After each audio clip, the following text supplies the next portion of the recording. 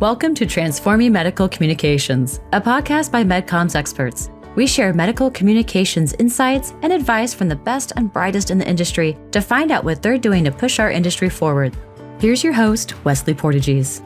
Today, we're joined by Janna Crabb.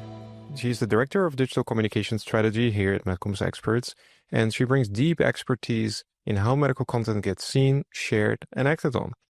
So Janna has spent her career helping organizations amplify their scientific and medical narratives across digital channels, ensuring that valuable content doesn't just get created, but it actually reaches the right audiences.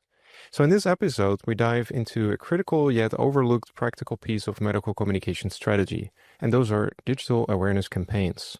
So together, Janna and I will unpack what awareness campaigns really are in our space, why they're essential for measurable HCP behavior change, and how to plan one that actually works.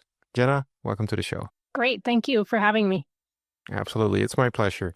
Well, Janna, I'm sure we agree that we live in this world where HCP inboxes are overflowing, feeds are endless scrolls of information, and posting your content once is like whispering in a stadium during a rock concert, right?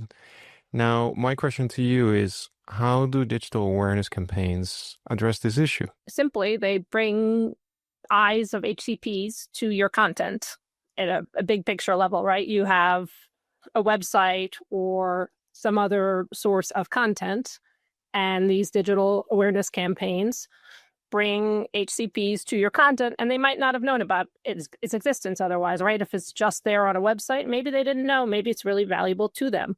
And so the awareness campaigns then bring people to your content so they can consume it and it can make an impact. What is different with the status quo about that? So the status quo tends to be that people create a lot of content, right? Creating content is really important, but they don't spend as much time focused on getting people to consume the content as they do creating the content. And so for every piece of content you create, you should focus double, maybe triple the effort on getting people to see that content. Because if you make content and nobody sees it, it's not going to have an impact and it's not going to be effective. That's a good point. So let's delve a little bit more into what an awareness campaign really is, right? And why don't we start maybe describing a few channels that we have available here, and maybe we can start with social media. Would love to hear your insights on that. Yeah, so when it comes to social media, I think before you jump in and start posting on X or on LinkedIn or Instagram or even TikTok, right? You need to know where your HCPs are spending their time. And you also need to know where your KOLs are sharing messages and where they're engaging, and sharing their expertise. Because that will help you define which social channels make sense. If you learn that none of your KOLs do anything on X, and your potential HCP audience doesn't seem to be talking about your specific topic on X, then maybe that's not the place you should focus. Maybe LinkedIn, it has more of a conversation going on about your research or things related to your research. And so doing research upfront before you just jump in and launch channels is really, really important. Yeah, absolutely. So what are some other channels outside social media that you feel must be part of a digital awareness campaign that is effective? Email is 100% something that is still incredibly effective. People, not everybody, but many people read their email. And if something seems of interest to them, they're going to open it and read it. So having an effective email strategy is really important. And this includes how often you're sending emails, what you're putting in the emails, how you're trying to reach and engage with the HCP audience. And so email would be, in my opinion, one of the top priorities still. Yeah, absolutely. And another thing I've been observing is that, and I think that's not just true for email, but actually any channel we're going to discuss here today, there's this tendency to put all the content potentially available in that particular channel, right? So let's say create a very long email with all the potential information you could share instead of using these channels as vehicles to attract an audience to you, right? And I think we can learn a lot from consumer goods industries and, other industries where you can clearly see like, okay, an email would contain some information that is interesting and then typically have a bunch of hyperlinks and buttons and opportunities to click on.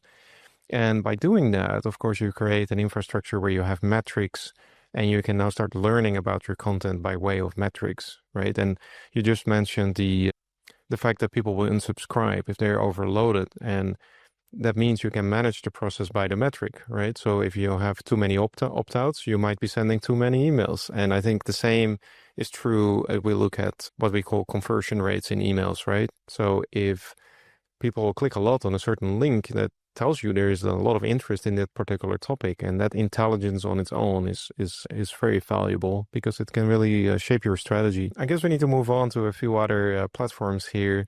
Why don't we talk about third-party platforms a little bit? Yeah, sure. So third-party platforms are platforms like Sermo and Doximity and Kudos and Medscape and HCP Live, to just name a few. And they're places where your HCPs are going for education information already. And so these platforms have a built-in HCP audience.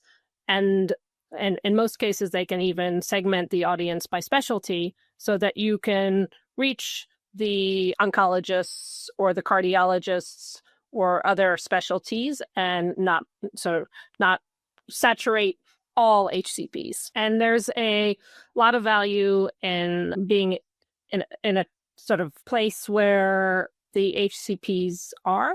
The other thing to note about many of these platforms is they're HCP only. So you have to be verified to be part of the community. So I, as a non-HCP, I can't set up an account and go in and participate in these communities because they are verified and they do have teams of people. And in some cases, some of them are even moderated. Not all of them, but some of them. Yeah.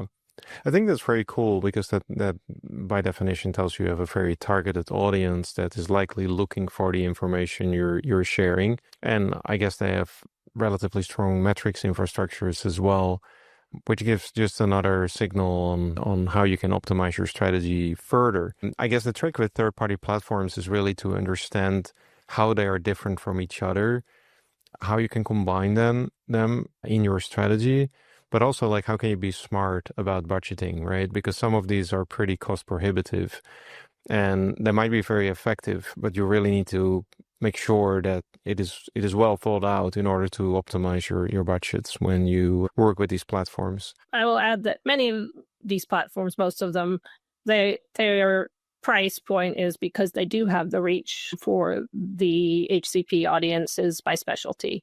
And they will guarantee a certain number of engagements, impacts, because they know that they can't price something at a price point and run it for, a month and then you not get what you need out of it.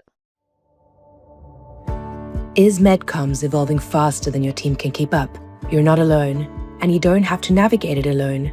Wesley Portegies, host of Transforming Medical Communications, is offering a limited number of 30-minute consultancy sessions for senior medical affairs professionals. Whether it's medical communications, field medical, or medical affairs training, these sessions are a chance to explore real-world challenges, pressure test ideas, and walk away with practical strategic insight.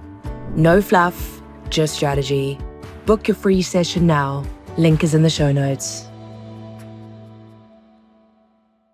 Hey, Janna, let's talk about how someone could design a digital awareness campaign that really, really works. Could you outline the key steps of this plan? And then once defined, we'll dive into each step a little bit more separately. Yeah, so I think the first thing, you have your content plan or what you want to get out there for the year or 6 months or whatever time period you're working with. But for awareness tools, it's really key to do some research first to understand where your HCPs are engaging already, what they might be doing on X, on LinkedIn, which third-party platforms they are participating in. So, if you're looking at a subspecialty of cardiology, for example, which platforms actually have HCPs in that subspecialty so that you could reach them. Okay. So step one, identify different channels you could use, research them from the lens of your audience, right? So understand which of these channels are most suitable for the particular objectives you have. Yes, exactly. What would be the next step? And then you have content, right? You have a content plan that you have to build out, and you tie to each piece of content, you want to tie the awareness activities that are going to really help HCPs know that content exists and help them to consume it and make an impact. Yeah. So this is almost like editorial planning, but now you know the channels you're going to use so you can tailor it to that. That's what I understand from you, right? Exactly. So for instance, if in step one you decided that email, for instance, or like let's say a medical affairs email newsletter would be an excellent tool to use for this particular audience, then in step two, you have your key messages from your SCP and so on, but now you know you need to create some content that will be suitable for email particularly. Yeah. And also as part of that, you think about, when we're talking specifically about email, for example, what's the frequency of the email for this audience? Like, we do newsletters that are monthly, bi-monthly, what is the plan around the different pieces of awareness for the content and the frequency? Is it 5 social posts around this piece of content? Is it 10? Is it 2? So you have also the quantity defined, not just the platform. Yeah, absolutely. So as you know, we have something internally that we call the content suites, right? And basically it's a predefined, I guess, recipe. If you have new data, new publication, for instance, all the different things and channels that you could leverage in order to communicate that.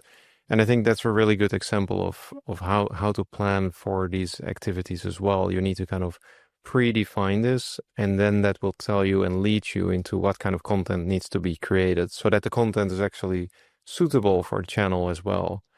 So I think that's definitely an effective approach. So on to the third step. Yeah. So knowing what's effective. So metrics around the different, awareness tools that you're using. How many eyes are getting on from social. So when a social post goes out, are there reposts? Are there comments? Are there any other sort of metrics around whether it's effective or not? Because you don't want to spend resources on a tool that is not working for you. Yeah, I like what you just said. Because what I often see is that metrics are considered a measure of success in the sense that they are taken as they are and a judgment is formed, right? So this worked or this didn't work. In other words, was this a good investment or not? And I think the mindset we really need to adopt in the industry is that metrics are a resource to optimize your communication strategy. So for instance, let's use email again as an example here. You send consistently emails over a longer period of time, right? And some may have higher open rates, some may have higher click-through rates or lower, or you might get more people opting out when you send a certain email. All these patterns are extremely valuable to know, right? And you should really act upon them. Like even for ourselves as MedComms experts, we, for instance, found that in the beginning, our subject lines in the emails were a little bit too long. And if we would use shorter ones, it actually worked better and we got higher open rates. So I think instead of just using it as a form of judgment, was it good or not? I think we really need to learn, like, okay, how do we turn these into actionable insights and how can we use this to optimize this going forward? And I like to say, what should we do more of and what should we do less of, right? So things that drive up your opt-outs or that have reduced open rates or click-throughs or these kind of things, clearly we should do less of it. And if we find somehow the pattern why we can and how we can increase these rates, that's what we should do more of. I think it's also important to think about it holistically as a digital awareness campaign and not only as the individual channels. Because we talked about earlier, people see things in multiple places. And so maybe they actually saw the email subject line come in, but they didn't open the email. But then they went to, Doximity, and they saw, in the newsfeed the same thing. And they said, oh, wait, I already saw this. I'm gonna actually read it this time. And so you can't always be like thinking that because the open rate was, not as high as you'd like, doesn't mean that people didn't see it and consume it somewhere else. So there's something called like multi-factor attribution that a lot of companies will do. And that's just the touch points that they're out there to see. I mean, the final touch point is where they consume the content. But if they see it 3 times elsewhere first, that is what's convincing them that that content is valuable and it's trusted and they should, look at it. Yeah, that's a great point. And then that's exactly like feeding back to the beginning of this discussion that we shouldn't think in singular terms indeed, right? We really need to think about this as a strategy. So it's not about picking the one channel or picking the one platform that we should use. It's about smartly using all these channels together, or, the ones that are fit for purpose in order to drive results. That's definitely a great point. How could you develop an effective digital awareness campaign on a budget? So that's a great question. Budgets they exist, right, for everybody. We all have budgets that we have to work within. So I think it goes back to that strategy, understanding what your goals are for the work that you're going to be trying to drive awareness to, understanding where your audience spends its time, because if you have limited resources and you know that your audience, for example, there's a large number of your HCPs who go to Medscape to learn, then maybe that is somewhere to focus your energies. Or if you know that you have a list of HCP emails that you can use to try and drive engagement. So it's really like change sort of the strategy and the research, help drive what you can do and what makes sense within the budget you have. Yeah, absolutely. And I think there's a lot of creativity out there that can help creating effective campaigns on a budget. But I think most important is, again, like we want to make an impact. And when you're budgeting your project, you should already think about content and content dissemination or reach, right? And if you have, of course, we always have a finite amount of budget, and it sounds like it's a good idea to think about it like you can assign maybe 1/3 of your budget to creating the actual content, and then use the other 2/3 to make sure you're actually going to reach your audience. Because if you think about it, impact can only be made if the content reaches the audience. You can make the most beautiful content, but if it just stays siloed, people don't see it, it has hardly any impact. And it would, even if you would create half the content or a quarter of the content you were planning to make, but it reaches an audience really, really properly, it's going to have a bigger impact. What are some pitfalls creating digital awareness campaigns, Janna? Some pitfalls. So some pitfalls, I think investing in a tool where your audience is not hanging out and spending time would be a pitfall. So you, again, want to be using the tools where your audience is spending their time so that you have impact. Another thing is just not using best practices for that tool. So, for example, we've talked a lot about email, but email, you want to have a good user experience. You want to use subject lines that make them want to open it. You want to have very clear calls to action within the email so that they click through to your content. If you send an email that is not clearly written and not easy to act on, you're not going to get that sort of traffic, which means then you're not going to make that impact. Yeah, absolutely. And a third one I would add here is it's easy to get carried away with some of these cool platforms and channels, right? And then you're kind of focusing too much on one of them, and it's easy to forget the big picture, I would say, and more importantly, how they also work together. For instance, you might want to use a certain channel for a particular message around the same key message that you have, because it's maybe a more appropriate channel. And that has also to do with, for instance, audio visual content, right? Where sometimes we need to be able to have visuals in order to really explain complex information, but sometimes it can just be like a nice conversation that could be an audio piece. And so you really need to think about like how does this channel work for this particular audience, but also for this particular content. And it's easy, in my experience, to get carried away with one of them. And as a result, you forget the bigger picture and the holistic view on your communications plan. Okay, so this was really, really interesting. And I think a big conclusion here is that the misconception typically is if you build it, they will come. And they won't, right? Because investing appropriate budget and energy into reaching your audience is so important. And Janna, thank you so much for helping to explain what digital awareness campaigns are, what the different elements are, and how you go about setting one up. It was really interesting to discuss this together today. And for anyone listening here, I would say maybe think about your next project and think about like, okay, how am I balancing the focus from the content itself versus how are we going to disseminate the content? And of course, at any time, if you want to strategize with us, reach out. We're always happy to talk about these things.